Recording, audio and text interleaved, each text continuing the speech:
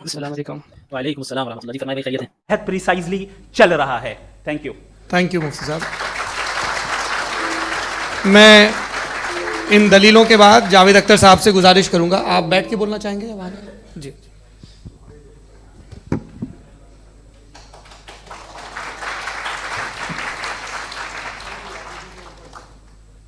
پہلے تو میں مفتی صاحب کو ایک اچھی خبر دینا چاہوں گا کہ میری نالج سائنس کے بارے میں بڑی معمولی ہے, تو آپ فکر نہ کریں اس کی, لیکن کچھ کامن سینس ہے مجھ میں.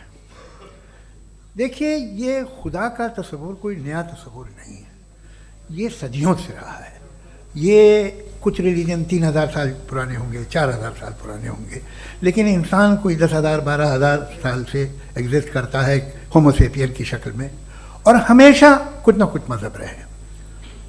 یہ مذہب جاہلوں کے نہیں تھے, یہ مذہب ایک ایسی گریک سوسائٹی کے تھے جہاں بڑے بڑے فلاسفرز پیدا ہوئے. یہ مذہب ایجپشینس کے تھے جنہوں نے پیرامڈز بنائے تھے. یہ رومنز کے تھے کہ جن کا آرکیٹیکچر اور سینٹ یعنی پہلی بنیاد ڈیموکریسی کی لمیٹڈ تھی مگر ڈیموکریسی تھی, یہ ان لوگوں نے کیے تھے. تو ان کا جو جوپیٹر تھا, را تھا, زیوس تھا, انہیں اس پہ اتنا ہی اعتماد تھا جتنا آج کسی مذہبی آدمی کو اپنے خدا پہ ہوگا.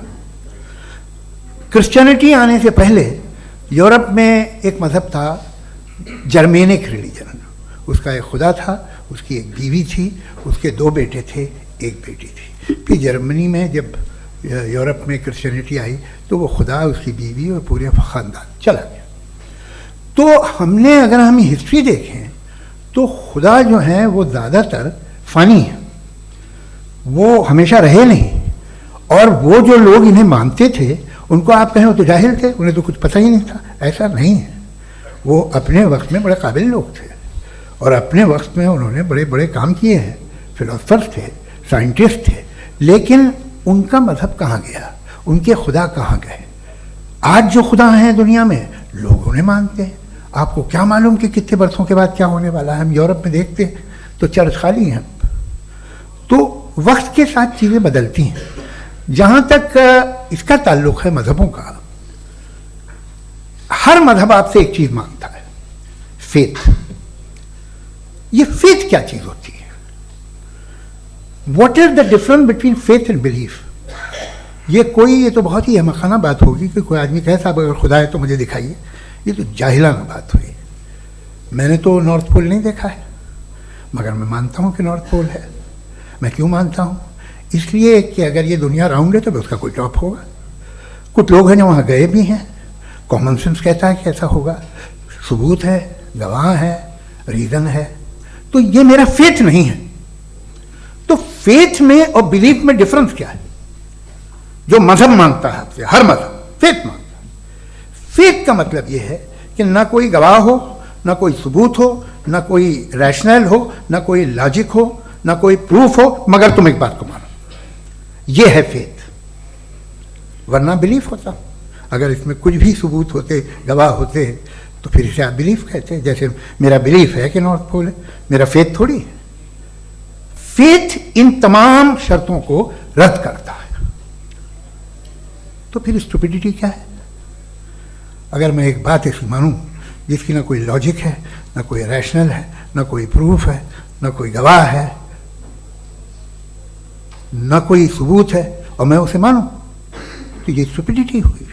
اسے ہی بھائی کل کو میں یقین کر لوں کہ ایلون مسک جو ہے میرا بھائی ہے تو مجھے انتہائی خوشی ہوگی, سکون بھی بہت ملے گا مجھے. لیکن اور کہے بھائی کیوں مانتے ہو, کیا ثبوت ہے بھائی, وہ تو امریکن ہے اور تم تو انڈین ہو, وہ تو نسل الگ ہے, تمہیں کبھی ملے بھی نہیں. صاحب دیکھیے, میرا فیتھ ہے, اس پہ بات نہ کیا. فیتھ کا مطلب ہی یہ ہے کہ آپ پروف نہیں کر سکتے.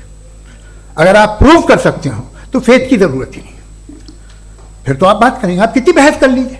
الٹیمیٹلی دنیا کا ہر مذہب فیتھ پہ ٹکا ہے, اور فیتھ کا مطلب ہے ایک ایسا یقین جس کا کوئی ثبوت, کوئی گواہ, کوئی ریشنل نہیں.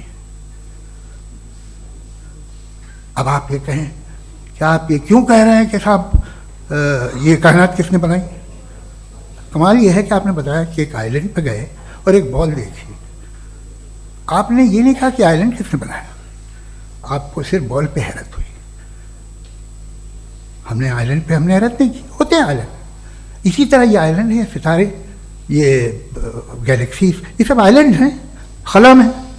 हम उन्हें टेकन फॉर ग्रांटेड लेते हैं, हम पूछते नहीं कैसे बनाए। आपने जजीरे के बारे में भी नहीं पूछा है। मेरी पैदाइश कैसे हुई? क्या मैं प्लान पैदा हुआ था?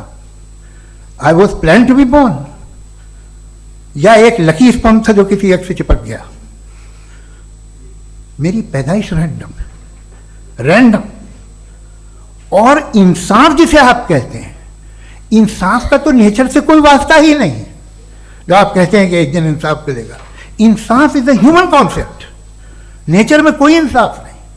अगर शेर हिरन को खा जाता है तो उसे कोई सजा नहीं मिलती। अगर एक आंधी आती है और हरे भरे पेड़ों को उखाड़ के फेंक देती है तो आंधियों की जेल नहीं होती है। नेचर में इंसाफ नहीं, इसलिए मुझे नेचर को इंसाफ की जरूरत भी नहीं। नेचर तमाम एक है। अब हम कहें कि साहब ये देखिए जो मैंने खाना खाया था, ये मेरी आंख तो नहीं यूं कर दिया उसे, तो इसे सजा मिलनी नहीं, वो सिस्टम है, ऐसे ही चल रहा है।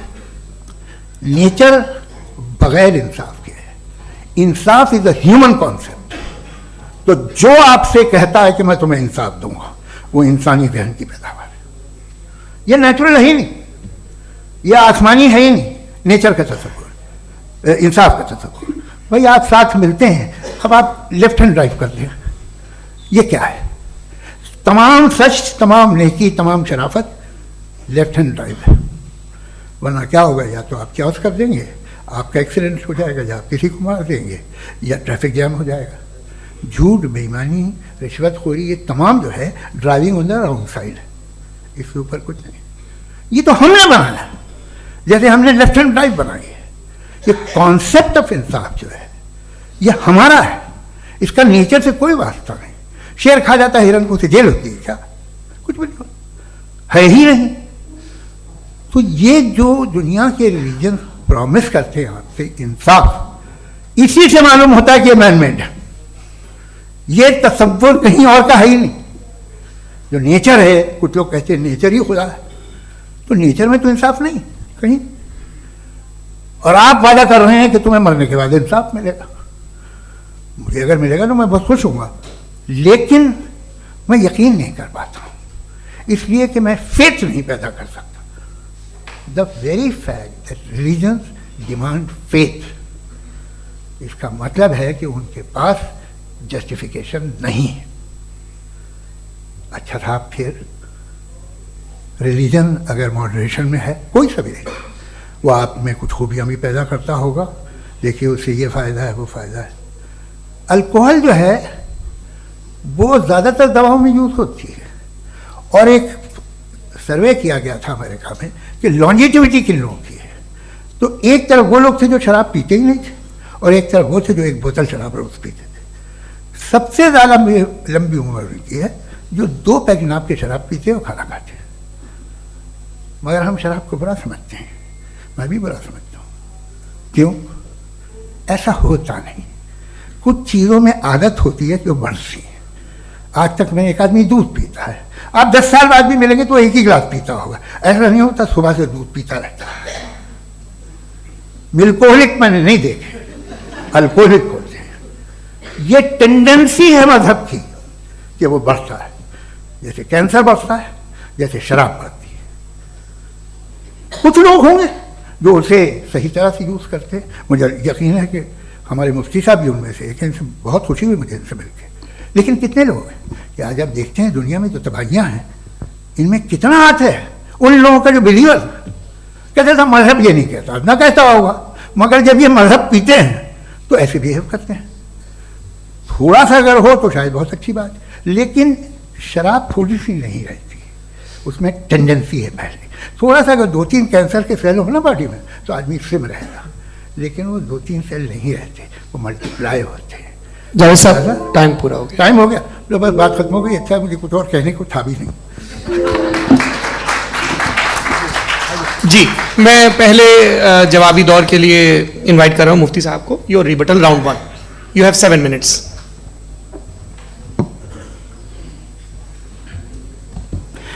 Thank you very much Javed साहब, आपकी बात को सुनकर बड़े महजूज हुए हम लोग। महजूज, डू यू अंडरस्टैंड?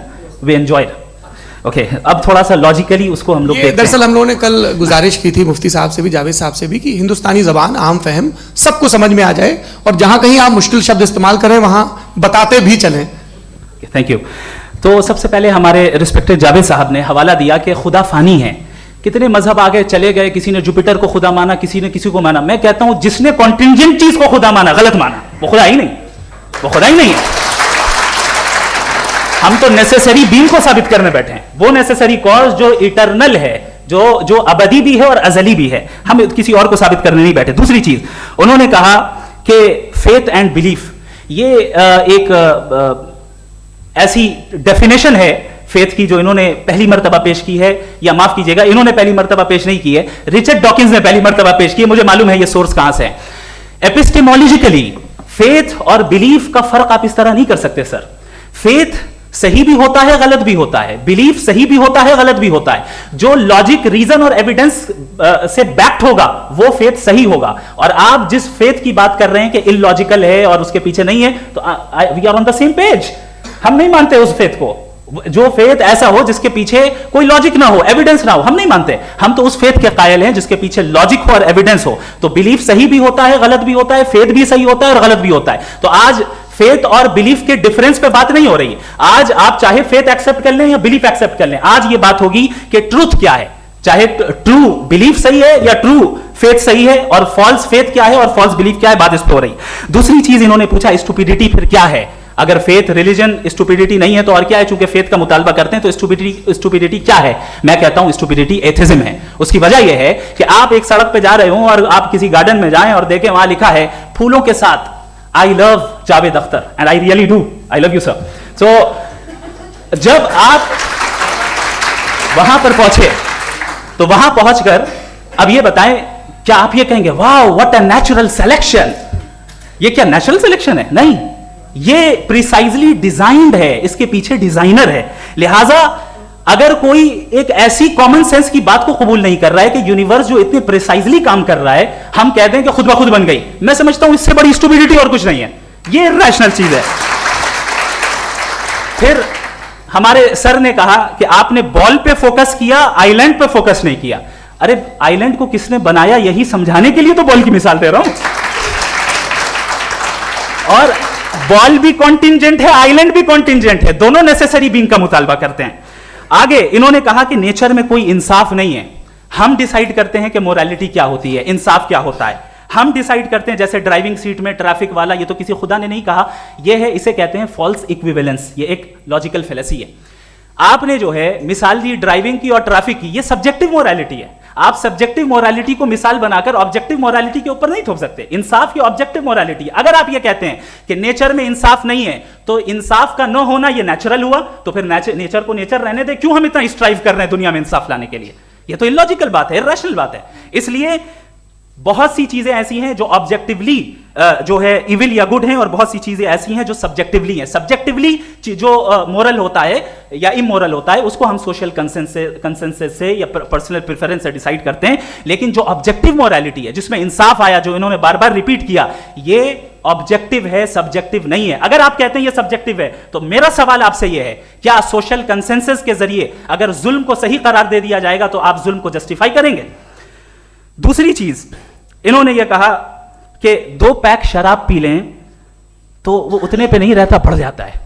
یہی معاملہ مذہب کے ساتھ ہے. 2 پیک آپ پی لیں بڑھے گا. تو یہ ایک ایسی مثال ہے, اس کو کہیں بھی فٹ کر لیں کہ آپ ایتھزم پہ جب فٹ کریں, جب آپ 2 پیک ایتھزم کا لیں گے نا تو وہ بڑھ بڑھ کے نارتھ کوریا بنے گا. Thank you. سبق پھر پڑھ صداقت کا, عدالت کا, شجاعت کا, لیا جائے گا تجھ سے کام دنیا کی امامت کا. سبق پھر پڑھ صداقت